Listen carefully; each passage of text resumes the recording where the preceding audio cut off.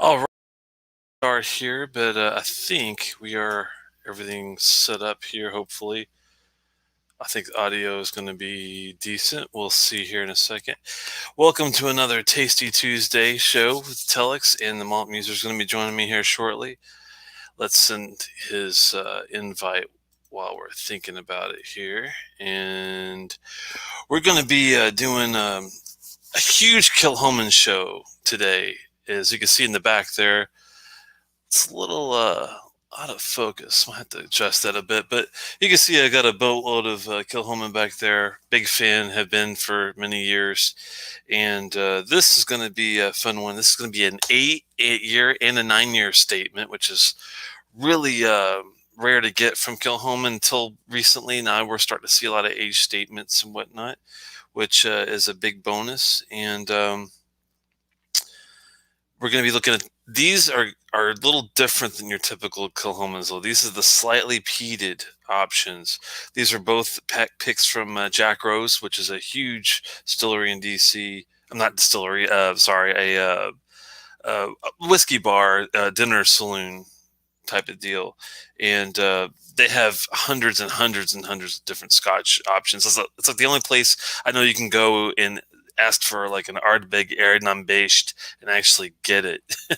It might cost you like $100 for a glass, but you will get the Ardbeg Erdnam-based. I don't know what the prices are. I've never got the chance to go. Was going to meet up with somebody, and then the COVID thing happened, so I never had a chance to actually go physically and check it out. So that's on the one was a bucket list, but it's on the list of things to do in the hopefully not too distant future post COVID. Hey, Daniel, good to see you, Donner Pass. The first one's going to be a slightly peated sherry hogshead version, and this is the sherry hogshead is the one that is the 7-year. Then the 8-year is the bourbon barrel version, also slightly peated. So I think a lot of more of the make itself, the general core make, will shine through. Hopefully, a little bit more so than usual than their typical bottlings. But you never know what you're gonna get. And also, we're going to be looking at from Malt Muser. He brought the small batch 3 from the United States. Small batch 3, 48.9% ABV. I've heard good things about that, so hopefully the buzz is not a false buzz. Hopefully it's a good deal. Juan Cantanilla, good to see you, man. Hopefully things are good in Hawaii. Oh, you got a small batch 3 ready as well. That's awesome. Yeah, I've been looking forward to it all week. Thanks for joining me on another Tasty Tuesday. Good to see you, Greg. He's going to have some fun with us. Cohen and Jason. Full house already. I appreciate it. I've got the whiskey base pulled up here. If you want to follow along, whiskey base is a good site to use for if you're looking up stats on bottles. Distiller is another good option. These unfortunately are not in distiller, other than they have like placeholders, but they don't really have any feedback or taste. It looks like the whiskey base does not either.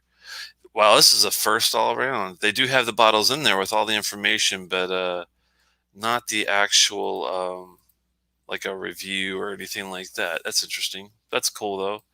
Let me I lost one of my sites. Let me pull the other one up here. Sorry guys.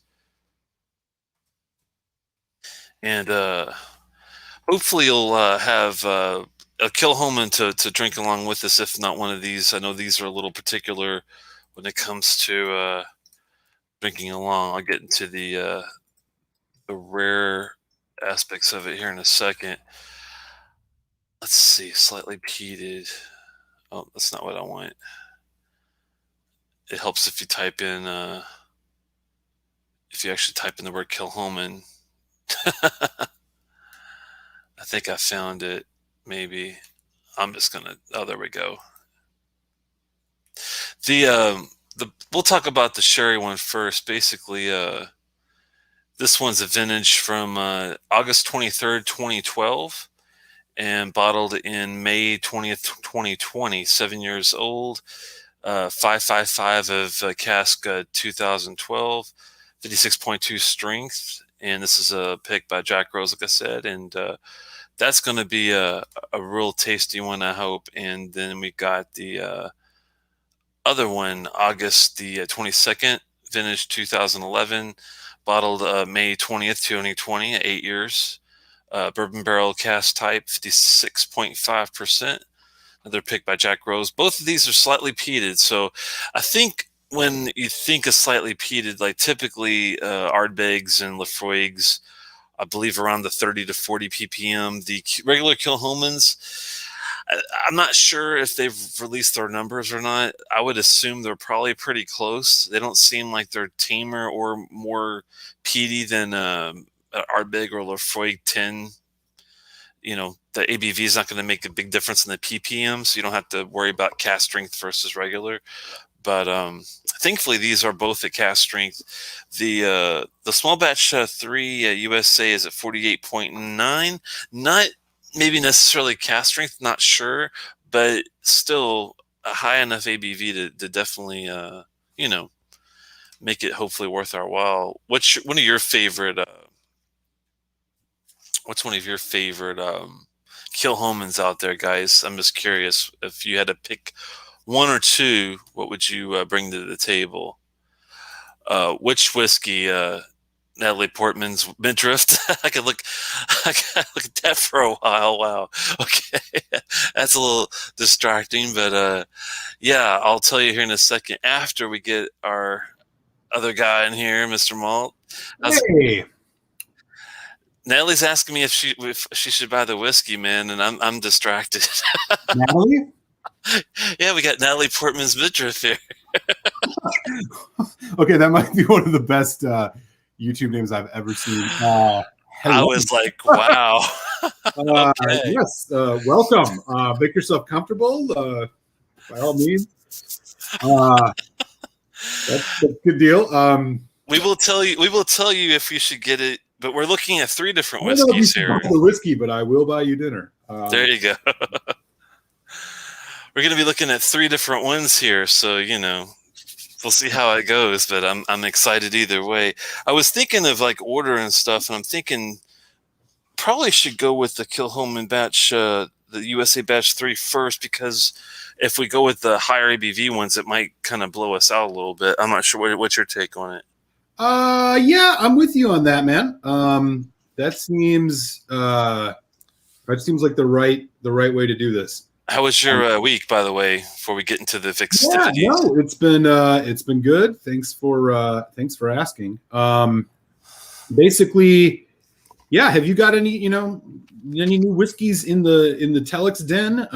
I got a couple new things in that I'll share with you that I think will be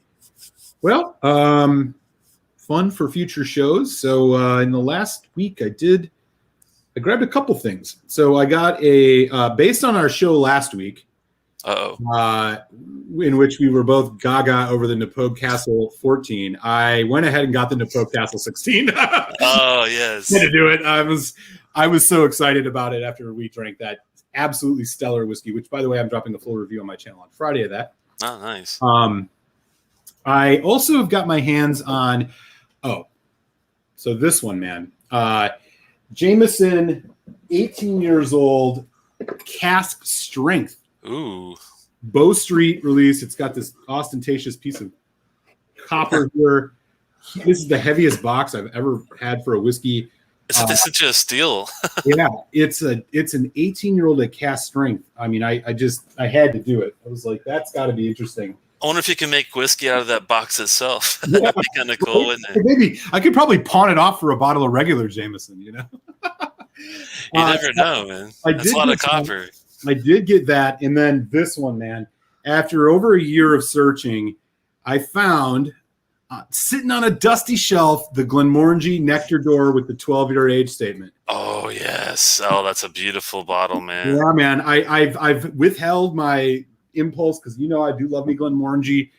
I've withheld on to buy the other one because I'm like, there's probably still a couple 12s hanging around, and sure as hell I walk into this spot I've never been into before, and there it is sitting there. That's a classic. If you like Sauternes cask whiskey, that's one of my favorites. That's up in the top, definitely. Yeah, I'm looking forward to it. So a couple other little things. I did get the Highland Park Dark Origins. I don't know. Have you had that? I was lucky enough to get that right when I was starting my whiskey journey. It was kind of one of those right after I started my whiskey journey. It like got discontinued, so I was lucky enough to pick up a bottle. But it has been a long time ago. Cool. Well, maybe we'll revisit that. That'd be a fun one to redo, because that's definitely a heavy sherried whiskey, I'd say. Yeah.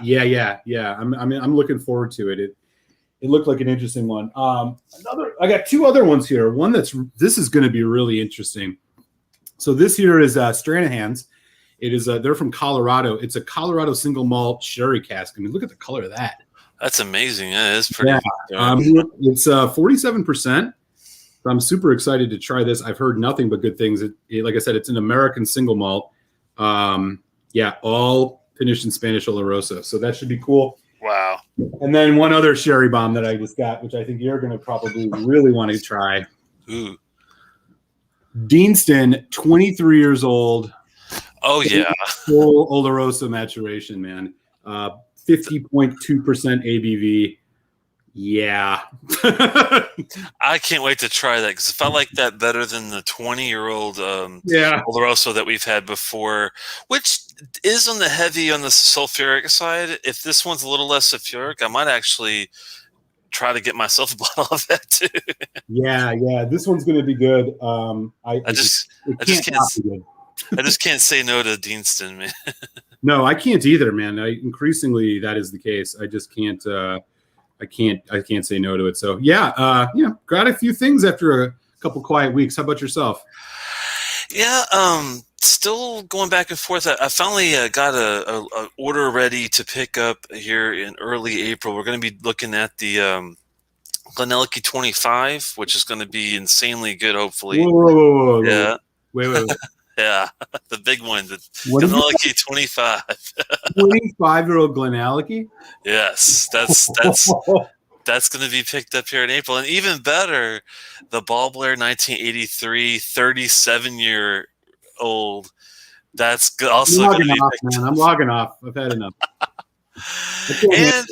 And to bring it down to more down to earth, I'm picking up a Speyburn 10, which, hey, it's no 25, but we'll be looking at the 25 too. And we'll be looking at the Ben Reyck Smoky 10. If he can get the Smoky 12, he's going to try, but right now he just has the Ben Reyck Smoky 10. So cool. I'm going to be picking up that here in April as well. It's going to be fun. I've been dabbling in a lot of like new stuff. I've been still messing around with the I did pop the deal on the Ardbeg. I won't give anything away yet, but it's going to be an interesting review. I think it's going to be fun. I think we'll see how it goes. I'm not disappointed. But I'm not like going to give it away or anything. So all right. I'll be getting you that here in April or May as well. We'll have to do an Ardbeg show. Yeah, I'm always up for an Ardbeg show. That sounds good. Yeah, the also been let's see, picked up we got a couple of bottles of the Atama I gotta get you when I meet up with you next too. That's going to be the Peated port cask. The Amroot. Yeah. Oh yeah, that's going to be good. That's going to be really, really, really good. I have a feeling. And we got a bunch of Highland Parks, fire, ice, light and dark, and ice and snow and wind and rain and all sorts of stuff. Yeah, they got everything. They got every season covered over there at Highland Park. Pretty much. Well, we have a lot to look forward to. I'm sipping a sample of a single cask 19-year-old first fill bourbon Highland Park. Ooh, it's really good. Sorry, I do a camera adjustment here. Do your thing. So we got 3 Kilchomans to go through tonight. Yeah, we better get started, man. Yeah, I'm going to get mine poured out. Well, I think I agree with you. Let's start with the USA batch. But I'm curious, Telex, if you want to, I don't know if you want to give the rundown on Kilchoman, or what is your general feeling about Kilchoman? Sure. I started my whiskey journey. Unlike lots of people, I actually started in Islay, and I started with a Smokehead blend, which is basically a Lafroig whiskey. Uh, Lafroig 10 was my proper first single malt next to Glenmorangie 10 and Alajura 10. So for me, after I went to Lafroig and I went to Lagavulin and did some Ardbeg, right around that first year, this was back about 5 years ago. I found out about Kilchoman, and they had just had the like the Loch Gorm and the Seneg, some of their core releases that you see a lot, the Makir Bay, things like that, and fell in love with them pretty quickly. They were younger at the time, so they didn't really have any age statements, but they were always really good about the craft. They always were good about no coloring, no chill filtering, and always having actually a really good ABV too. I've never seen less than, I think, a 46 maybe percent Kilchoman. Yeah, that seems right. It's really rare to see them have weak whiskey, and after my first store picks was a country vintner. It was a bourbon barrel pick. It was really good, and trying some like off the wall stuff. Like we liked the Amburic and the STR cast matured, the Sauternes cast matured, the red wine. I mean, in the original cast strength is probably my favorite Kilchoman next to the Loch Gorm. The original cast strength is like peanut brittle all day long. I love it. This is going to be, I think, even around that same area. What makes this interesting is going to be the slightly peated aspect of it, and I'm really excited to hear about this. The small batch 3, because someone wrote to me, I think it was Daniel Houston on Instagram, was like, wow, that's going to be a really special show because that's a really good batch 3 to bring along. I think he might be with us tonight too. Oh yeah, I think I saw Daniel in the chat. Well, thanks for that rundown. I'll just build on what Telex said and add that, from my understanding, they are like a completely single farm operation, so they're doing their own thing. They're not buying anything from other folks and or sending their stuff off to be matured in other warehouses and stuff, which is cool. They are also, I think they were the first new Islay distillery in like forever when they came out in the late aughts, if I'm not mistaken. Exactly. Yeah. My general relationship with Kilchoman has been hit and miss. I like some of their stuff really well, or really a lot. When I think about Loch Gorm, for example, I think is probably my favorite. I do have some Makir Bay cast strength. It was a special release from like 2019. Before that release that came out, it was like they did a tour around the U.S. and they had a couple bottles. That one was really good. Some regular Makir Bay is good too. But I've also had some that I just didn't quite do it for me. I had a sample of the Pheno cask, which I thought was okay. I don't really care for the Seneg that much. Now, I know there's a lot of batch variation, so maybe I should try another one. I didn't really care for the red wine cask matured. And so, I've been kind of, and I did have a single cask sherry that was like a 13 or a 14-year-old that was just like very strange. It didn't quite do it for me. So I'm not bullish, but I'm not a bear when it comes to Kilchoman. I guess I've just become more unsure. I never buy a Kilchoman knowing personally if I'm going to love it or not. I mean, it's the same way I personally feel about Talisker. Yeah. That said, this first one that we're going to get into here, this is a readily available in the United States. Well, I shouldn't go and say readily, but it is available in the United States because it is a USA exclusive. They have been releasing periodically different batches of Kilchoman to the US market. And the one that we're going to look at tonight is the batch 3. And the reason I think Telex is going to really love this is because this is you're looking at. This is 50% port cask, 47% bourbon, and 3% sherry. Wow. There are only 1,260 bottles in this batch. This came out in mid to late 2020, if I'm not mistaken. It is bottled at 48.9% ABV. And non-chill filtered natural color. So typical, quality presentation from Kilchoman. Did you say 1,200 bottles only? 1,200? Yeah, it says 1,260. Yep. Oh, that's wild, man. That's actually a pretty limited release. It's funny because usually when they say limited release, it's like 26,000 bottles, but this Yeah, one's this an one's actual truly limited release, and they don't even really tell you that. yeah, these are like quote unquote small batch releases, I guess. So yeah, there's only 1,260 of these. I know that they've done, obviously two others, and there's going to be more that we're going to see. There'll probably be a batch 4 or 5 that come out this year. They might be doing period. I don't know the schedule. But this one is 3, and I had the one before, and I didn't quite love it. This one, however, might be a totally different animal, and I wanted you to try this in specific because this is it's not core range, but it's available for folks in the States, and it's got that heavy port, and I know Telex is going to love some heavy port. So, one question for you: what was the makeup of the other one versus this one, as far as you know? Yeah, I don't remember. It wasn't like triple matured like this one is. I can get you. I can get you something. One, so whatever that was. Yeah, just give me 1 second. Yeah, I can actually bring that. Should be able to bring that up because I had the batch 3 up, and I saw that they had a batch 1 and a batch.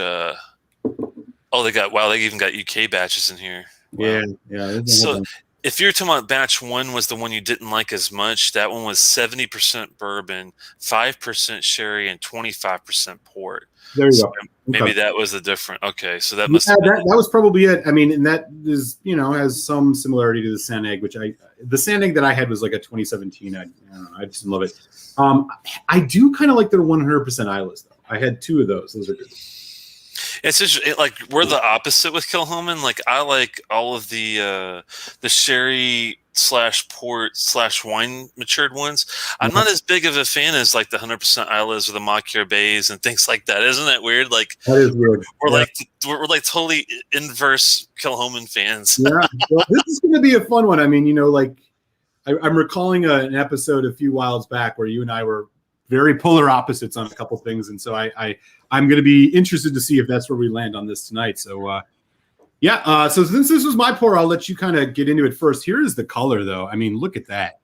One question for you, and I'm assuming this is ruby port, but sometimes you never know. Like tawny port is the aged port stuff. Right. Do you know if it's ruby versus tawny on this one? It doesn't say. I'm going to assume it's ruby. It just says port. Let me look at this one more time. That's good for me because I'm actually more of a fan of the ruby younger stuff than the tawny older port stuff. I've noticed over time, just trying different whiskeys of why do I don't like that port whiskey versus this one. Usually when I look at the fine print, I'll find out that I usually fall in love with the more ruby ones versus the tawny for some reason. I'm not sure why. I guess they're sweeter. The rubies are usually sweeter, and the tawnies are a little more rough and savory. Yeah, exactly. And so that's you hit the nail on the head in terms of how I would distinguish the two. This color looks dead up like a port. I mean, they have a beautiful color with this, man. I mean, yeah, it looks fantastic, man. That is just insanely. It doesn't say. So not surprised. Going off the nose, man, I'm assuming definitely ruby. I'm getting ruby red fruit like off the bat on the nose, like deep, rich red, like currant, black cherries, and blueberries and blackberries, and it's a berry bonanza in this, man. Like all the deepest from mid-level to dark red berries and purple berries, all the way down to like purple Concord grapes. And you get that nice, fresh Kilchoman like peat and the smoke. It's not like a Lefroy where it's medicinal or earthy kind of road tar like an Ardbeg. It reminds me more of like a Kalila if I was going to compare it to something. Like it's this very kind of fresh, almost citrusy, like sharp. Thankfully it's not too herbal or vegetal. It's kind of got like some nice floral. It's like a floral peat to me, I guess, like a barley-esque peat. That's a good way to put it. I will say though, I mean, you just mentioned floral. I get a ton of like bitter parsley in this, like more bitter parsley than I think I've gotten on any whiskey before. It's not bad though. It's almost like a rhubarb kind of a smell. Yeah, rhubarb. I could smell like a tartness to the to the fruit. It's well balanced on the nose, I think. The first thing I got was sweetness and savory notes of the stewed fruit, and then I got the florals, and then I started getting the peat smoke and the lighter notes at the end there. Yeah. I mean, and you go into like the more secondary notes that you can dig for, and it's weird that I had to kind of dig for this, but do you pick up the vanilla in here? It wasn't immediately apparent, but it seems to show up a bit. Yeah, I get like those cherry vanilla swirl candies. It kind of reminds me of one of those. Yeah, totally. Wow, man, that is excellent. Yeah, it's a hell of a nose. I love Kilchoman's stuff generally. It's pretty wild how. I have a really good looking mouth coat just by the way it runs. Yeah. And it's not even that super high of ABV. Is 48.9 is like right perfect, man. I mean, I wouldn't have bumped it or I wouldn't have lowered it. It's just like right at the sweet spot, pretty much. You get any ginger in this? Like ginger, it's almost like warm gingerbread. Not necessarily, and maybe even a little bit of the pickled ginger too. The sharpness of it. Yeah, I'm getting more of a pickled ginger, like a little tang to it. In a good way. It's to me, it's nicely like it's so sweet that it really needs all these other things to keep it together without it going off the rails in one particular direction. Oh, some good chats in here. Andrew Page said he liked the Kilchoman Small Batch 2, which had Madeira. Let me pull that up here. And, Donner Pass said it would be fun to do a tasting alongside the Glen Scotia 2020 Festival bottle. And some folks really want the Sanag. It's good to know. Yeah, that would be a good idea. I thought, well, was it the Glen Scotia 2020 was Tawny Port? Or was that to 2019? Maybe I'm wrong about that. Donner thinks it's a ruby one. Yeah, Donner might be right on that. I'm not 100% sure. This definitely does give me a very ruby-esque type of feeling, so I'm definitely leaning towards the ruby port on this one. Thankfully, this is the freshest ruby port I've ever had, because most of the time I get things that ruby is like the second, or like the finish or something, and I don't always really like it because it adds this kind of, I don't know what the word is. It adds this kind of cloying, sickly sweetness to it. I do like it in some cases. Glenmorangie Quinta Reuben 12 is specific. Oh yeah. But port's not always been one of my favorites. I'm a little finicky about it. So, with that said, though, shall we? Slancha va, man. Happy Taste of Tuesday, everybody.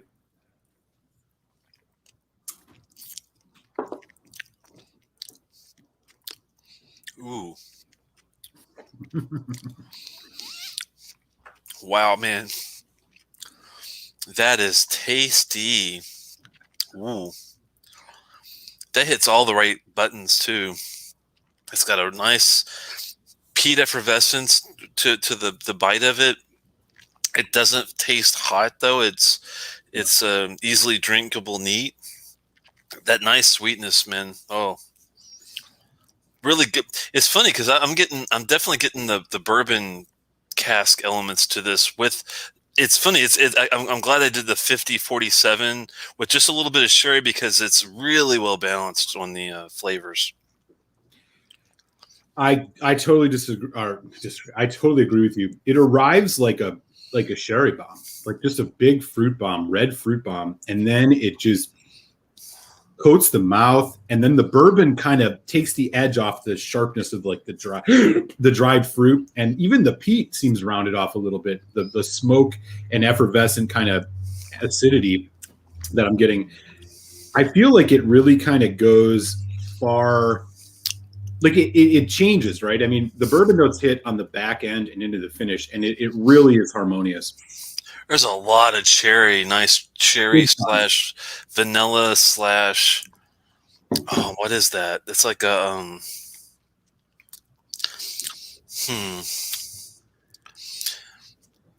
what is that candy? Like definitely like a cherry Jolly Rancher, and on to like the 10th power. It's really intense. Nice mouth coat too. It's definitely medium to heavy on the Mm-hmm. viscosity.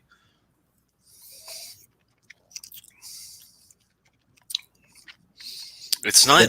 It's funny. It's got a little smoke, but it's very mild on the ashtray feel. It's more of It's very slight on the ashtray. yeah.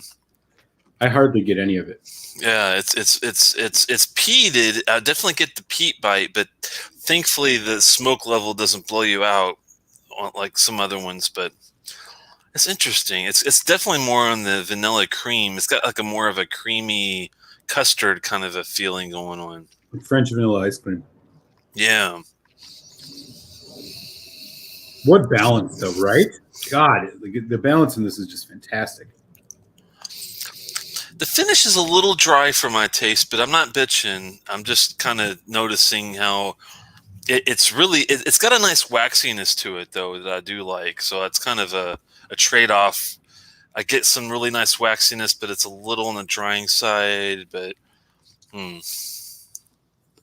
God, I think I'm gonna have a little water. I didn't find it that drying. I honestly, I see what you're saying, but for me, it's more. I feel like it's so well rounded that it's not tannic. The dryingness seems more like a dried honey vanilla thing, and then there's this like juicy fruit kind of popping all over the place. Yeah, I'm gonna do a little water too. Good nail on the juicy fruit gum. I definitely get that on the back. Yeah, just that like mouth watering kind of super sweet on a quasi tropical thing. I don't know how you describe juicy fruit gum other than juicy fruit gum, but it's there for sure. Yeah, I expect the bourbon notes to kick up a lot with water here.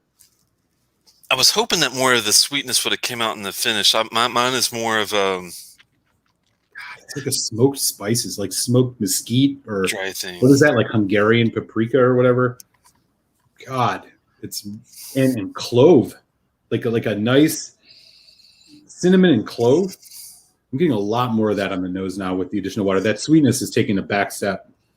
Not a spice levels have definitely risen, but like rounded spices. It's not your like very like assertive ones. It's kind of like the stuff you add. I'm thinking of secondary, paprika or like allspice.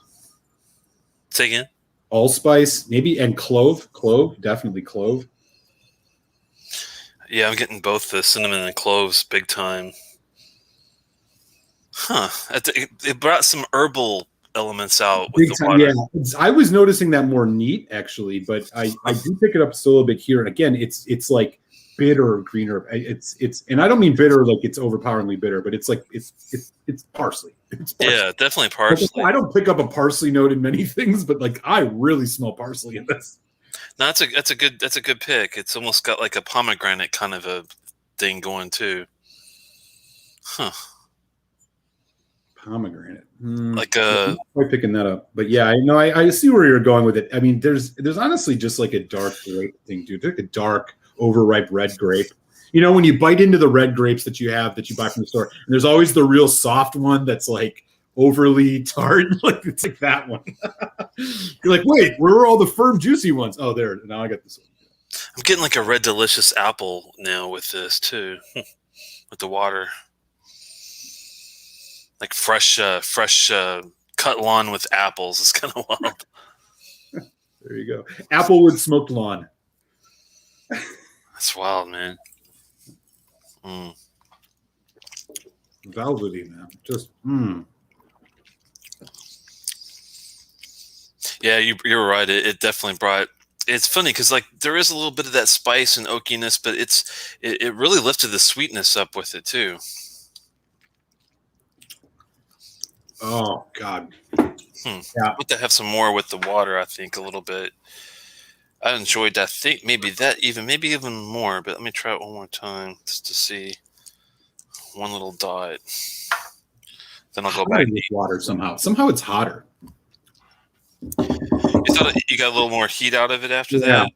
I feel like that finish went from being like a nice, like a like a little bit of that chili pepper acidity to now it's just like hot. It's like I just bit into a radish, Serrano or something like that.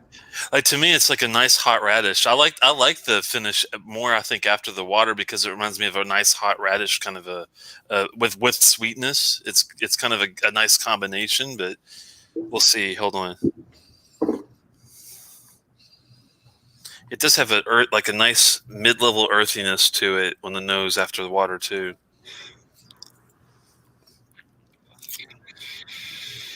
Mm. Believe it or not,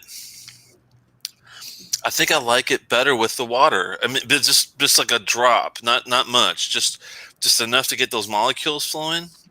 I mean, it's good, neat, but man, it's actually transformable with just a drop. And to me, man, even the finish is a lot better with a drop of water. That's amazing. I think the complexity in the nose kicks up a notch with water. I'm not sure I like it more with water on the palate. I feel like it's gotten hotter and a little bit more disjointed with water, but again, this is slight.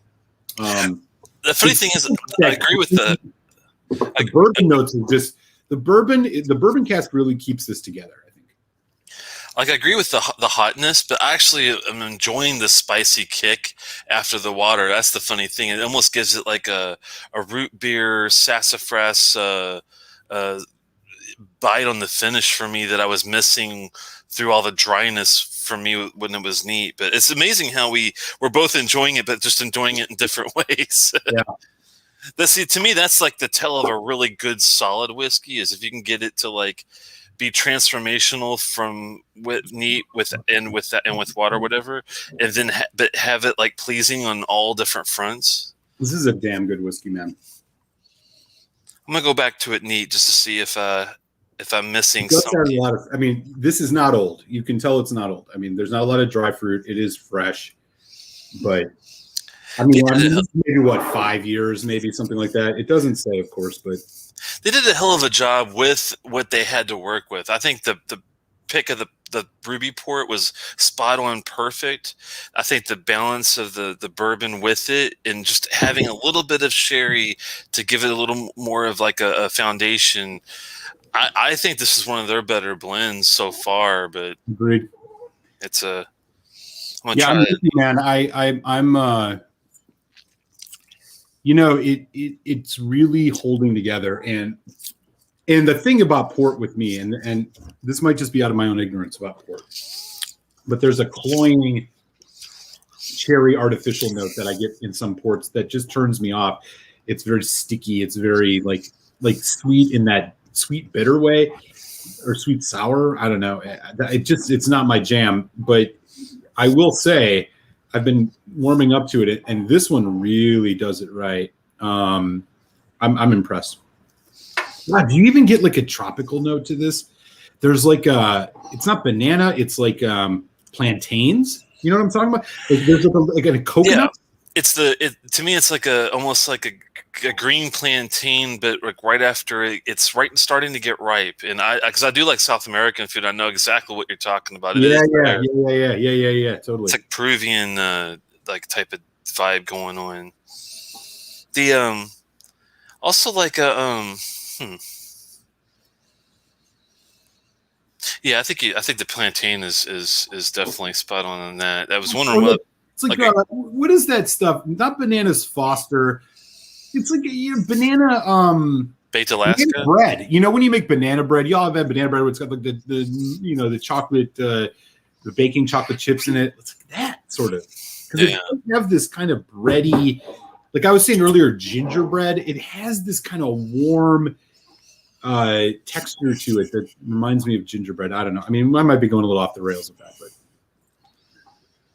No, I'm with you. It's funny. Like for me, it's like that note is really a nice pickled ginger type of with some sourdough bread on the side type of thing going. Yeah. Mm-hmm. I do like it neat, but I think I might like it with just a drop. It's kind of funny how that works. This whiskey is really a journey. I mean, this is one that it's just fun to drink. Like it arrives so sweet, and then it just develops into like darker notes, plum, and then there's like a nice kind of drying heat. It really is a total, like, it's not a relaxed whiskey at all. It's very like vibrant and aggressive, but in bold, you know. They must have picked a really nice bourbon cask to get this bite out of just 50% bourbon. Like, imagine how much spice they got out of this just using a 47% bourbon, because all the other stuff wouldn't get that type of barrel action going, would it? I mean, Yeah, you would think. So I'm surprised at how. I mean, it's funny because it's perfectly smoked too, because you can get a sense of smoke, but it's definitely way far from being like in your face and messing with the port and all that. So they really, I think, crafted this one well in this one. Yep. Well, are you ready to hit up your final thoughts on this one, Telex? Yeah, man, this is beautiful for me, and I'm only speaking subjectively here because I know Malt likes it for different reasons. For me, this is a journey whiskey. I don't think it's for an entry level by any means.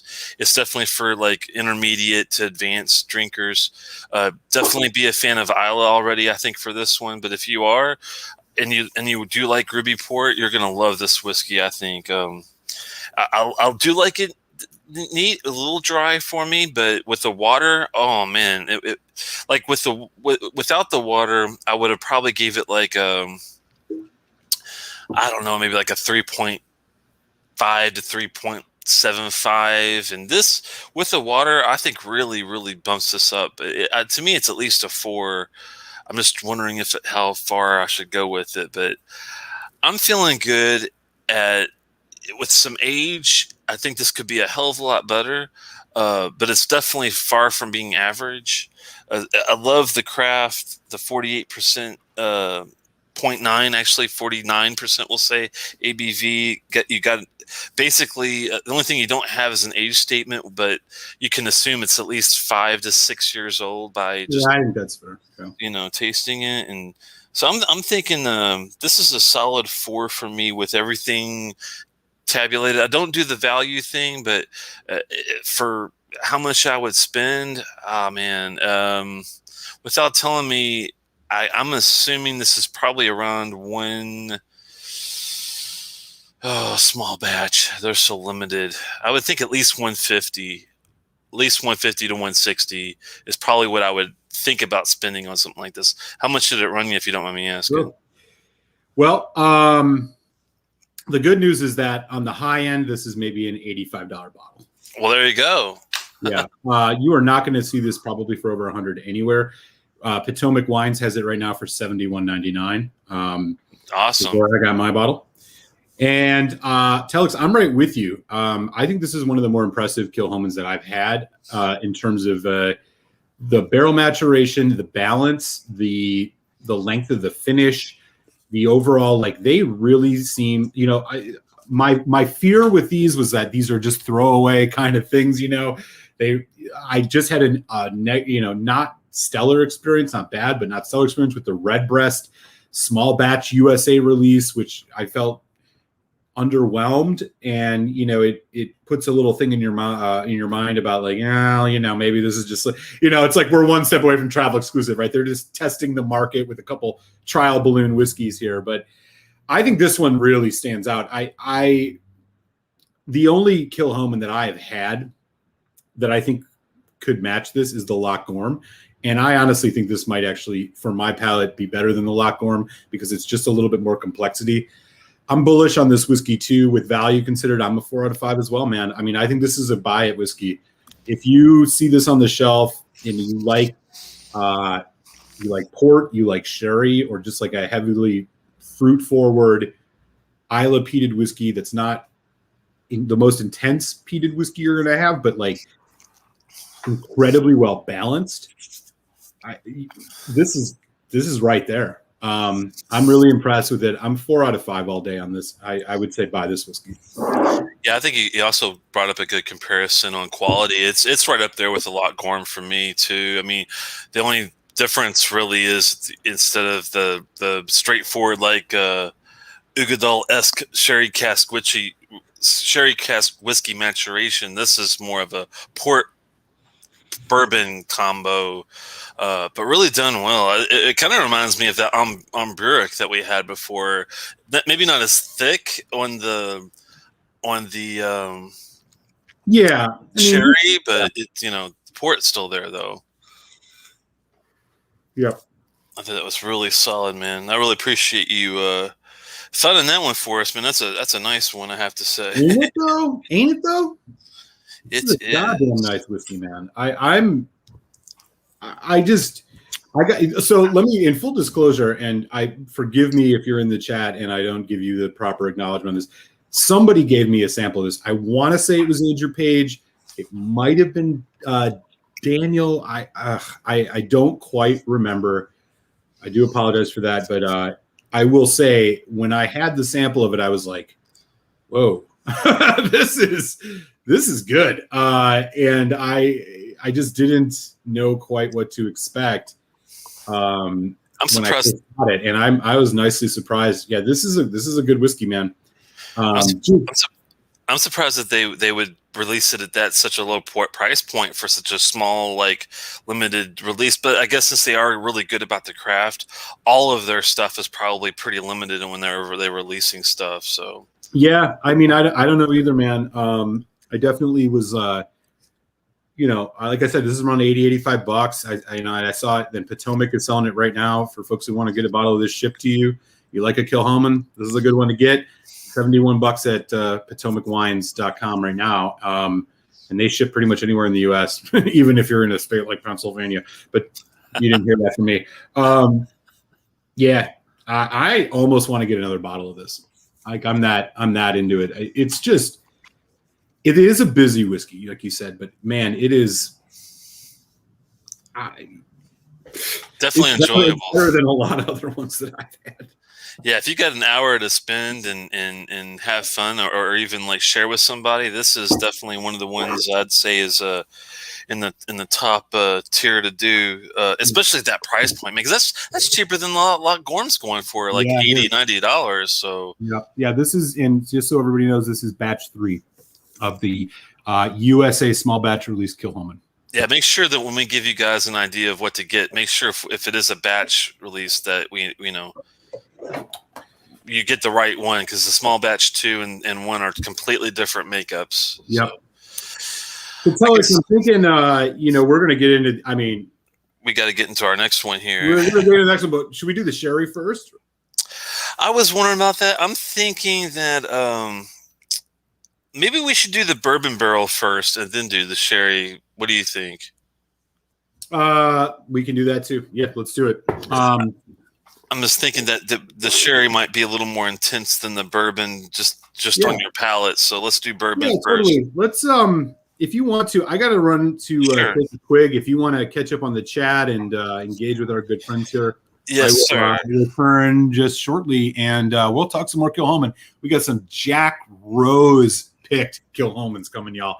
Which, by the way, Potomac Wines also has on sale. So just throw that out there. I don't work for them, by the way. I'll be back in just a minute, Telex. I'm excited to get into these. Sounds good to me, man. Let me bring this up a bit. I'll bring him back in when he comes back here. But I just poured a little bit in the glass, and I'm looking forward to this. So don't run off, guys. He'll be coming back soon, and let me catch up on some chat here while we're getting our bearings straight. Got it airing out, and I think you're guys going to be in for a treat. And he's right. I didn't know that this. I got mine from Petite Cellars. So if you're in Maryland, Petite Cellars is the way to go. But it looks like that he's right. Potomac also has these bottles for sale. So we'll definitely get into it and see if we think you guys should even pick them up. I have a feeling they might be pretty good, but we'll see what happens.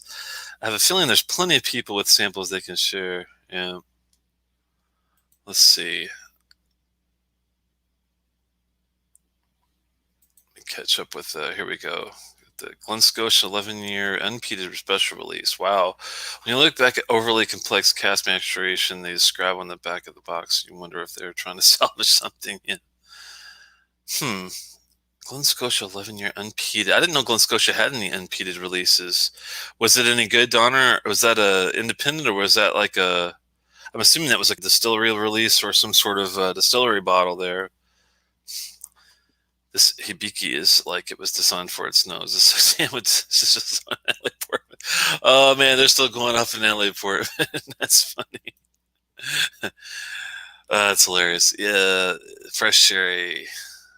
This one is so rich. You can see the particles in the whiskey so easily. Wow. Which one are you drinking there, Dustin? Just out of curiosity.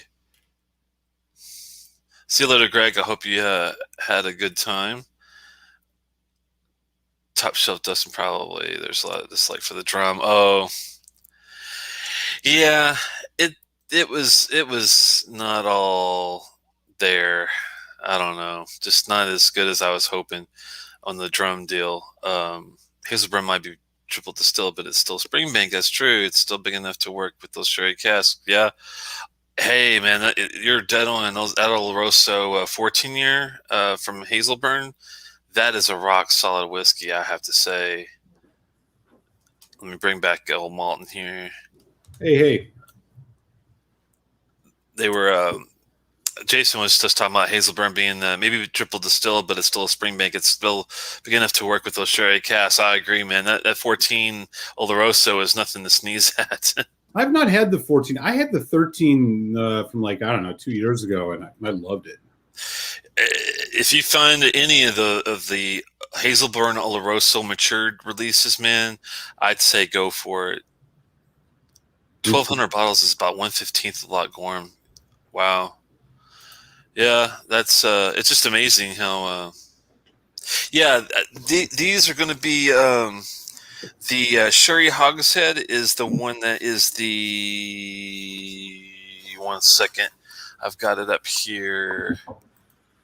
The Sherry Hogshead is the 7-year one, and the Bourbon is the 8-year. I messed up and put 9 on the. I'll have to change the label of the show. It's a 8 and a 7-year on these two.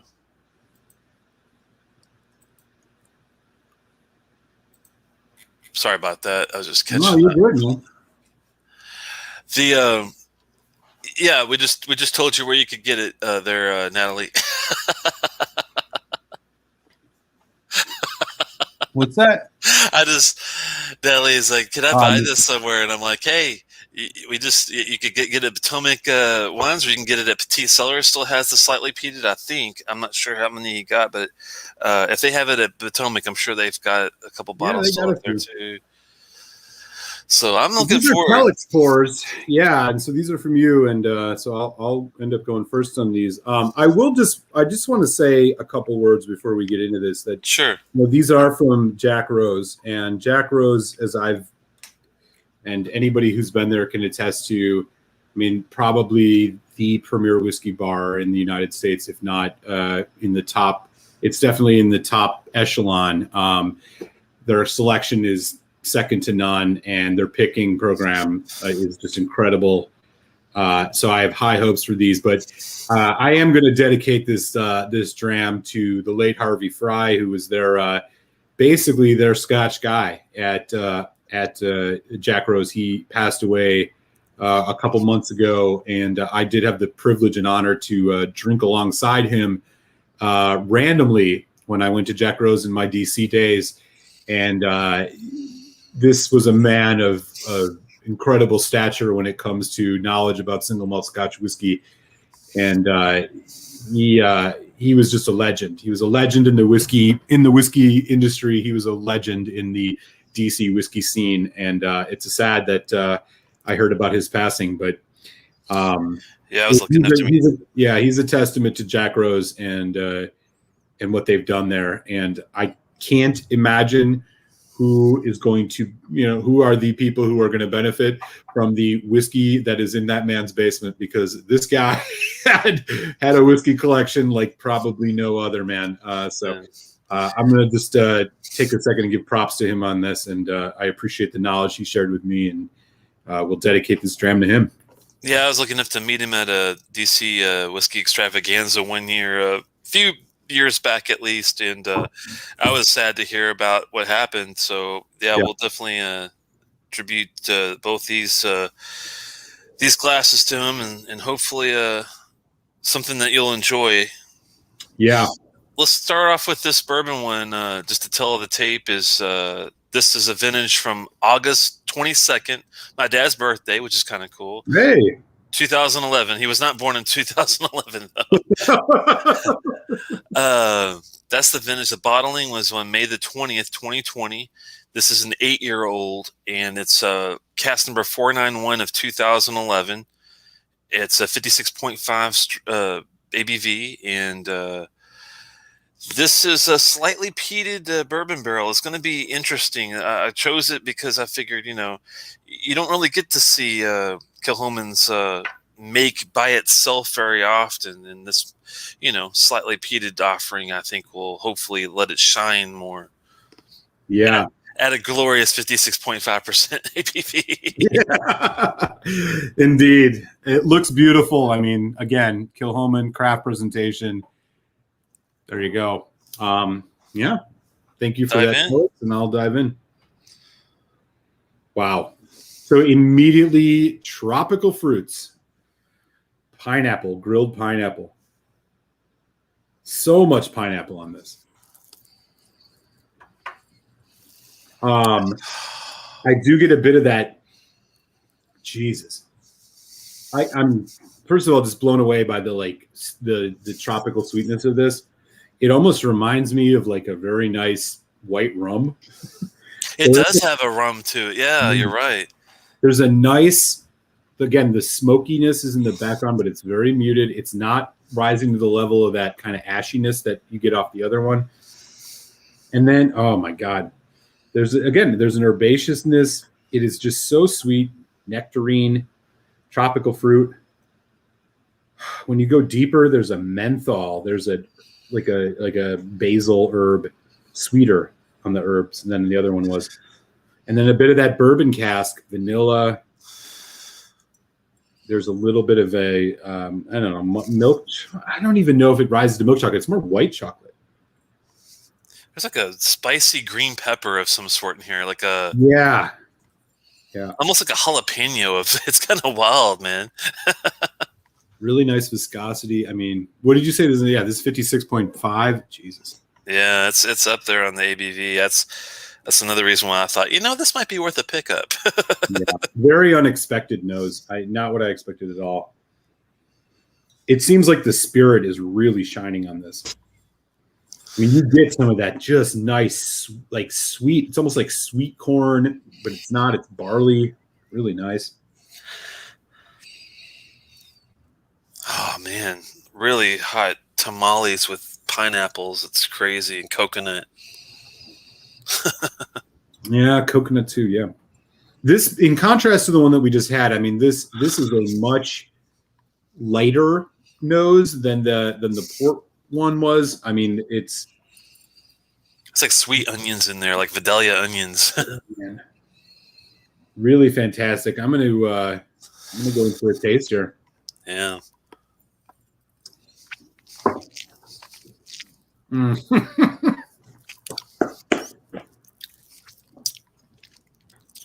Wow. Oh, geez. Woo, Nelly. Woo, Nelly. I like that. That's a good one. Neat. Oh, man. This is like, if you looked at bourbon barrel and bourbon influences in two categories, you have the sweet side, butterscotch, toffee, light vanilla, apple fruit, and then you have the dark caramel, the char, the oak barrel. This is all the sweet side, and it is just balanced wonderfully. Again, the juicy fruit thing, it arrives really sweet. You get a nice spice hit. There's a little bit of heat, but it's working really well. Again, goes into a long finish. Fuck, man. The tropical pineapple, grilled pineapple. There's just a ton of it. It's almost like, and we're not going to get into a pizza debate here, but it's almost like a ham and pineapple pizza, like the Canadian bacon, because it has a bit of that savoriness. I'm right there with you. I think you nailed it, and I'm a huge fan. I know some people don't think it's pizza, but I do love a good Canadian bacon with even regular bacon too, and pineapple. Oh my god, man, it's so good. Man, that finish just goes on for days, and It does. It has a couple acts too. I'm getting this like nice punch. There's a nice like light like a cappuccino note. There's a nice like good pickup on that. God, just this this pineapple, this apple, this cherry. No, maybe not cherry. I don't know what it is. Blueberry? It's not that either. It's I'm getting like a cream soda type of deal too, big time. Custard, like a really good cream, like a pralines and cream. Pralines and cream. Those like that sweet. There's a little bit of that like nuttiness. Mm-hmm. Yo, this is one of the better bourbon cask whiskeys I've had in a while. It's it hits all. It's definitely not over oaked. It's not under oaked. It's not too spicy. It's not under spicy. It's somehow they found the perfect like niche to like put their stamp down on this guy. I mean, the spice you get is like an accent. I mean, it's just like there's like a slight hint of it, and it's like chili de arbol. You ever had those before? Like that Mexican chili pepper? It's like that. It's got a little earthiness to it. Yeah, it's funny because I even get like the poblano peppers and the sweet onions, and it's got some savory aspects to it that give a little earthiness and some herbaceous stuff going on, but it's not overpowering. It's very subtle in a good way. Yeah, I'm gonna just drop this in the chat for folks interested. They do have the Jack Rose pick at Potomac Wines that I just dropped the link in the chat of all their stuff. All their Kilchomans look like they're on sale. They do have the slightly peated sherry, which we're going to do later for $1.39. Wow.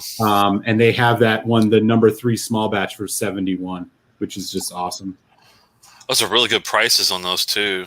I can't remember if it was more than 130 or 140, but it was around that level, maybe 150 after tax, but not too bad on the price in this one. Do you remember the candy called Runts? It sounds familiar. They had a bunch. They were like fruit shaped, and they had like, the artificial whatevers. This has so much like of that candy banana in it. Not real banana, but like the candy banana. And if you had Runts any day in your life, and you ate the banana shaped ones, you'd know what I'm talking about. Oh, okay.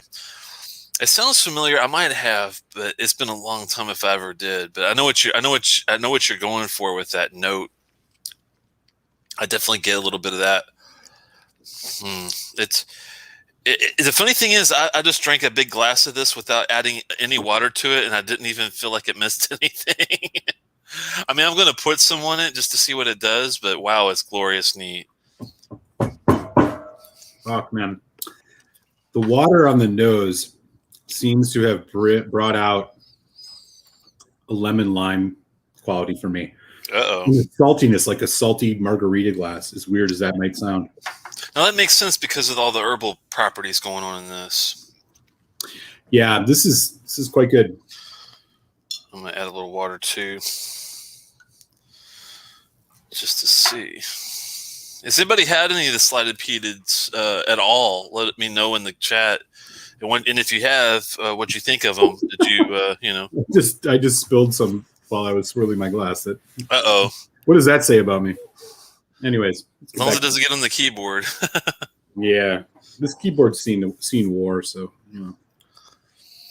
Oh man, I'm going to let that sit just for a second. Have me a little palate cleanser. Oh my god, this is way better than with water, and it was already good. It's much more spicy. It's much more. It's vibrant. There's a nice earthy quality. There's like an almond paste. I'm getting like a nougat on the nose. Yeah. Nougat's a good way to put it too. That's killer. It's spicier and hotter though, just like the other one when you add water. At least for me, but not in a bad way. I quite enjoy this. This is a more relaxed and what's the word I want to use? Consistent whiskey from nose to finish than the small batch we did. This kind of sees itself through to the end, similar to what you get on the nose, and it's great. You're right. It does bring out like white pepper big time on the palate after the water, but not too much. And there's no black pepper involved. It's all white, like yeah. That's you know me, man. That's an elusive note I do not know.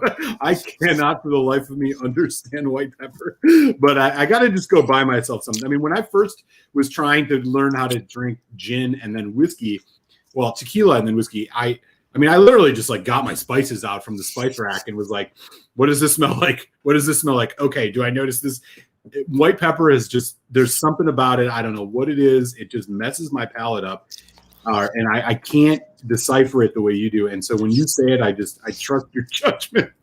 Sorry, man. It's just like no, it's good. I get it. I get it. It's like a sprightly effervescence that's not from the peat. It's just a spice kick, but just like a sprightly, almost salt-like feeling to it. It's hard to explain, but yeah. I believe you, man. I again, I keep it 100. I am willing to admit I'm no professional, and I've tasted a lot of whiskey, but I'll tell you straight up, I cannot pick up white pepper for the life of me. It's just how it works. So when you say it, I just trust your judgment on it. But the black pepper, you get that one. Yeah. Oh yeah. Yeah, definitely. There's no black pepper in this, thankfully, because that would be, if it did have some funky, weird stuff or minerality going on, it would have definitely detracted from this whiskey. But thankfully, it doesn't seem like any off notes. Indy's in the house. What's up, Indy? Yeah, dude, go into the nose now. After you've put water on it. I'm gonna have to pour some more. Sorry. I will too. It's worth it. The ashtray has shown up and in like stellar fashion, by the way. Nice. I was like, there it is. Oh, it's back. It's totally shown up. I do like a little ashtray sometimes. So this is the cigarette ashtray that was sitting out on your balcony after the rainstorm, and you're sitting 10 feet away from it, but you still smell it. There you go. I know that sounds bad, but for some reason it works in this. Flintstones vitamins, just like those like chalky vitamin sweet fruit things. Yeah. I gotta pour a little water on the side too here. Keep yourself hydrated, friends. Always. Never be without your Iska. Yeah. Funny. Flintstone chewables, you're right, dude. In a good way. You ever had like Nerds candy? Oh yeah, I love that stuff. Now you're talking about the candy I'm used to eating. Pop rocks and stuff. Oh my god, water just takes us to the next level. This is a great whiskey. Wow, I like it. I like this one equally in both ways. It's weird. It's like I appreciate the both aspects almost equally on this one. That's a wild one.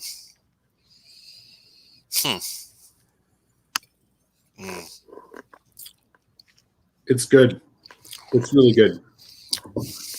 The woody notes going on. Yep. Well, you ready to go with this one? Yeah, I think so. So, considering that this is a store pick and, store picks are obviously rare. I think we would probably, what was the cost on this one for you? $150? I think it was around $140 to $150. I'm going by memory. It could have been as low as $130, but let me see while you're talking, let me go back and take a quick look. I mean, it's delicious. Like I was saying earlier, I mean, it's like if you wanted all the lighter notes of a bourbon, If you wanted all the like lighter notes of a bourbon mixed with a really just sweet, delicious peated scotch, I mean, like this is killing it on that front. There's a lot of complexity. It's delicious. I don't know what else to say. I mean, I just every time I go into it, I'm enjoying it more and more. It's just getting more like the fusion of these tropical fruit notes that I get on this and this banana note with those light kind of bourbon cast notes. It's just, and the peat is there. I know you said it's slightly peated, but like it's there, man. Like it's not like a Highland Park where it's like an accent. Like it's still like, you know, a major actor in this. Yeah, thankfully they didn't do like Ardbeg did with the Blazda and made it 3 ppm. Right. Yeah, this is definitely, I would say, at least 15 to 20. I'm guessing on ppm level is what I'm picking up on this one. Yeah, it's rich. It's delicious. I mean, at $150, obviously, I mean, you're getting a store pick, but I mean, yeah, it was what they're doing there, and I'm impressed with it. It was 150. But like you said, you can get them now for what, 130? They've come down since I got them. Yeah, they have the sherry one at Potomac for 140. I got them in October. That's probably why they were a little higher, because I did jump at the chance to get them early. I've been, as you can see by my bottle line, this is the sherry one. This is the sherry. Watch this. Okay, you see this one, and this is the bourbon one. So I've kind of been sipping for a while. Yeah. I mean, this is a hard, like, I think this whiskey's great. I love it. It's delicious. I'm thinking about other very heavily bourbon peated whiskeys. And I'm thinking about like Lafroy 16. I think this blows the doors off that. The balance is just great. I mean, yeah, I'm a 4 out of 5 on this. I think it's worth it at that $140 level. It's that good. Isn't it amazing that a 16-year-old from a well-established distillery like Lafroy, they're 16, can't even hold a candle to something like this? I mean, this is like next level to me, taste-wise. Nothing against Lafroy. I love some of their stuff. They're one of my favorite distilleries. But just as a comparison for a straightforward bourbon cask basic whiskey, that 16, even with the age, can't hold a candle to the quality of this. It's that good.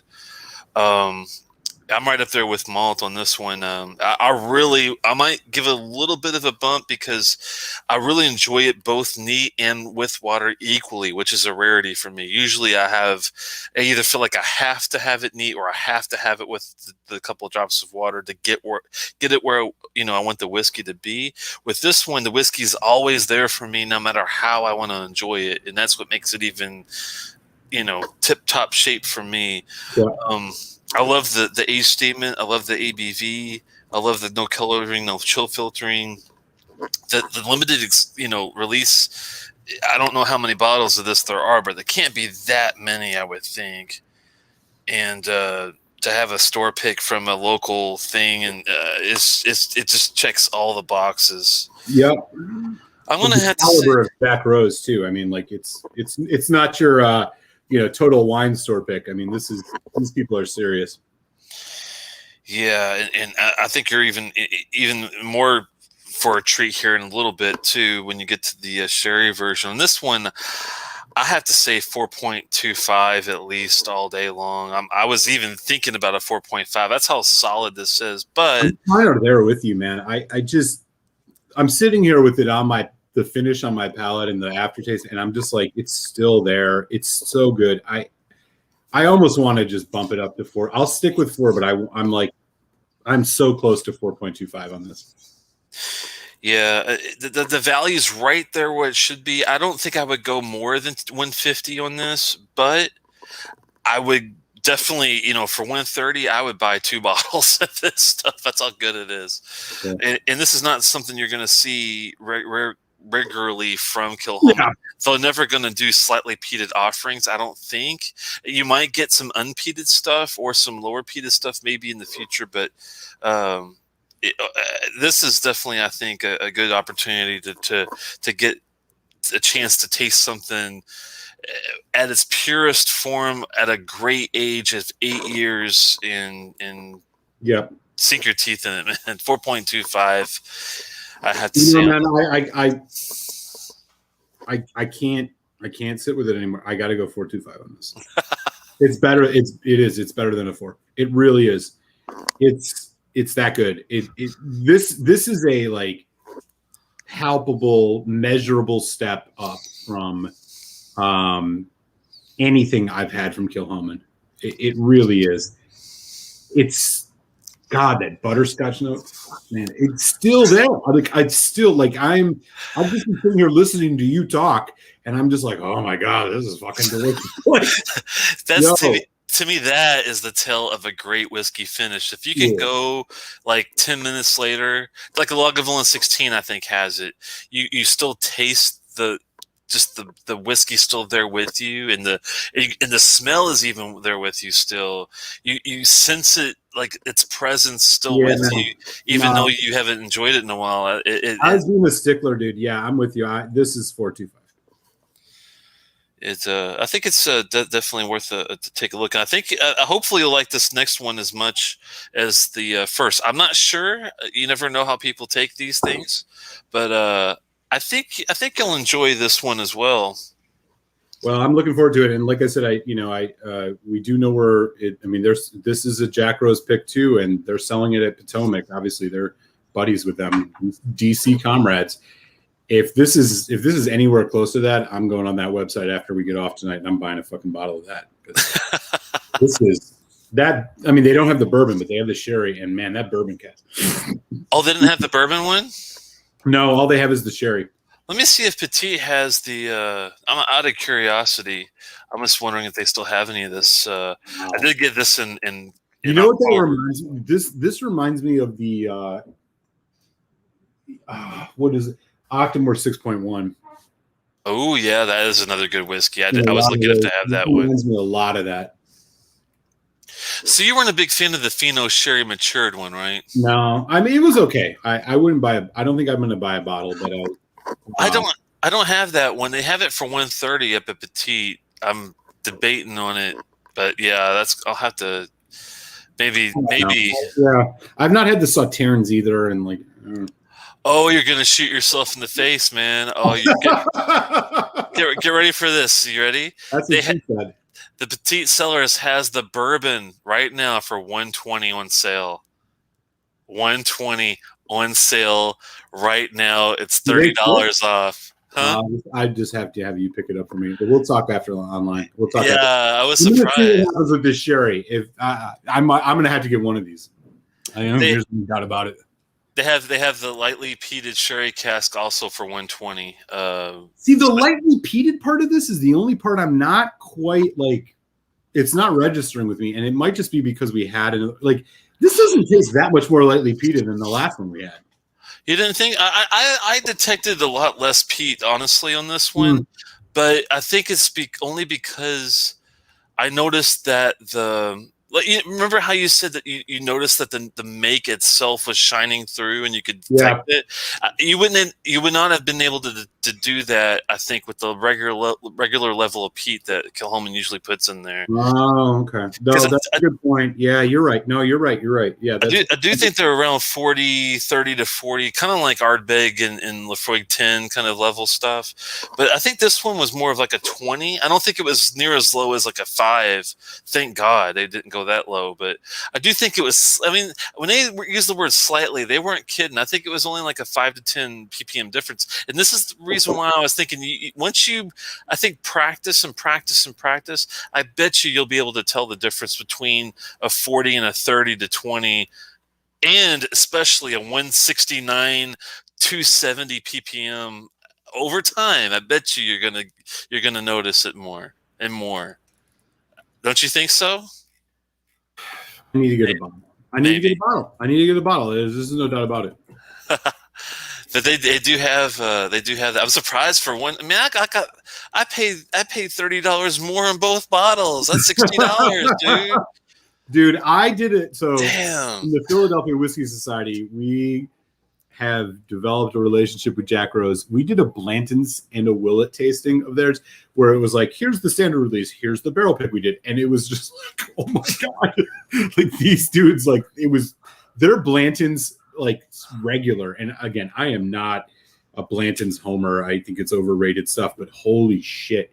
Their picks were so good. And that's why I haven't even had the sherry yet. And when you see it on sale, I'm like, buy with confidence, man. Like they don't mess around at Jack Rose. And like, I'm eternally in awe of like the skills that they bring to this.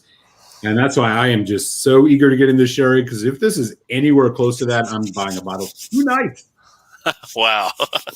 It's going to happen. All right. I guess let's jump into this one next. Let me get the tail of the tape. This one is also Kilchoman, of course, slightly peated, sherry hogshead this time. This one, vintage is August the 23rd, the day later, but a year also later at 2012. So August 23rd, 2012 is the vintage. May 20th, 2020, the bottling date. 7 years on the age. It's cast number 555 of 2012. 56.2 strength. Excuse me. And should be I think a fun one. 150 typically on value, but I have seen these for 120 right now. So I think we're ready to have a little fun with this one next there, Mr. Malt. I love the color. Look at that color, man. Yeah. It's beautiful. It looks very similar, and I mean it's a little darker than the USA small batch that we had earlier, but yeah, it's nice. Oh man, I think that they do it justice with the no chill filtering, natural coloring, and this one we know is 7 years, right at that sweet spot, hopefully of. Well, I will say the dried fruit is coming through more on here. That's a good sign then. They didn't say the type of sherry. I'm assuming Oloroso on this. Yeah, it's probably Oloroso. Cranberry. So this one is arriving for me, and savory, slightly bitter, and sweet. Like those are the base notes I'm getting on this. I get, when I dig in on the fruit side, raspberry and cranberry. There's a slight dried note too. You're talking like mulled wine, a little bit of spicy mulled wine. Getting some dates in there. The vanilla is like much more assertive here than it was on the bourbon cask, which is strange, but it's what's happening. Oh my! Very sweet, very like pretty light on the nose, all things considered. It's not a deep, dark sherry, but it's a lot of fresh fruit, strawberry too. Getting a lot of the the crumble. I'm getting like a crumble.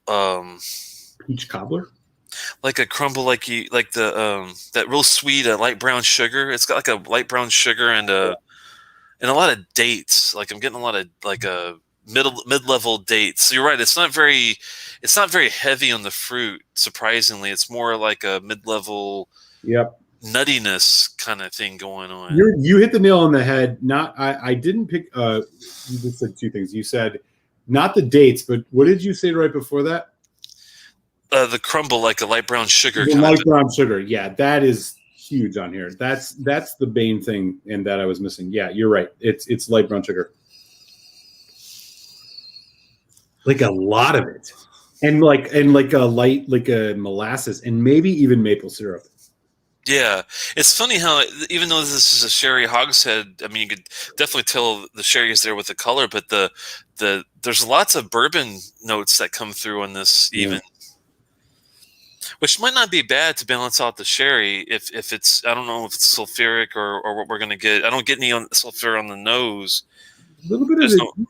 Maybe a little bit. Fruit. I mean, yeah, there's a little bit of the dry fruit, like I was saying, like which I think is, it sat in the cask for a while. A little oxidization did its magic. All in all, like nice nose. It's similar to the other one. It's kind of just very like well blended and balanced, and it doesn't have anything that's very loud. There's no funkiness going on the nose. It's no sulfuric properties or anything like that, at least. Yeah, I'm gonna go in for a taste here. It's not tannic or anything.